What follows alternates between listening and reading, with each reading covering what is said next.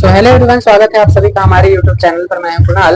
आज मैं आप सभी को श्रीमद् भागवत गीता के बारे में थोड़ी जानकारी प्रदान करना चाहता हूं। जैसा कि आप में से बहुत से लोग श्रीमद् भागवत गीता के बारे में जानते होंगे और श्रीमद् भागवत गीता का रोजाना पाठ भी करते होंगे। तो श्रीमद् भागवत गीता हमारे भारत देश का एकमात्र ऐसा ग्रंथ है जिसका निर्माण स्वयं भगवान के मुख से हुआ है। श्री कृष्ण भगवान के मुख से कुरुक्षेत्र के मैदान में जन्म हुआ है। श्रीमद् भागवत गीता में 700 श्लोक हैं और 18 अध्याय हैं। श्रीमद् भागवत गीता में श्री कृष्ण भगवान ने अर्जुन को बहुत से उपदेश दिए हैं। ठीक है, कुरुक्षेत्र के मैदान में जब महाभारत का युद्ध लड़ने अर्जुन गए तो उन्होंने देखा कि उनके सामने तो उनके प्रियजन भाई भाई से लड़ने को तैयार है, शिष्य गुरु से लड़ने को तैयार है, पिता पौत्र से लड़ने को तैयार है।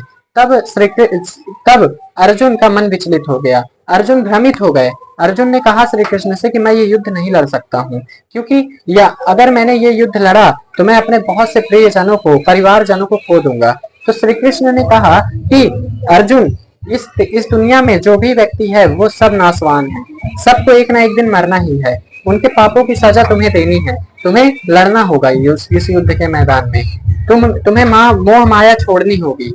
इस प्रकार से अर्जुन को एहसास हुआ कि हाँ, मुझे ये मोह माया छोड़नी चाहिए। तुम्हें मोह माया छोड़नी होगी। इस प्रकार से अर्जुन को एहसास हुआ कि हाँ, मुझे ये मोह माया छोड़नी चाहिए। अर्जुन ने कहा, इस युद्ध के कारण मैंने अपने पुत्र को खोया है।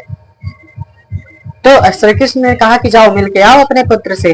जब अर्जुन गए उनसे स्वर्ग मिलने तो उनके पुत्र, जो इनका नाम था अभिमन्यु, उन्होंने उनको पहचानने से इनकार कर दिया। उन्होंने कहा कि कौन है आप, मैं आपको नहीं पहचानता। तो अर्जुन ने कहा कि पुत्र, मैं तुम्हारा पिता हूँ, तुम मुझे नहीं पहचानते।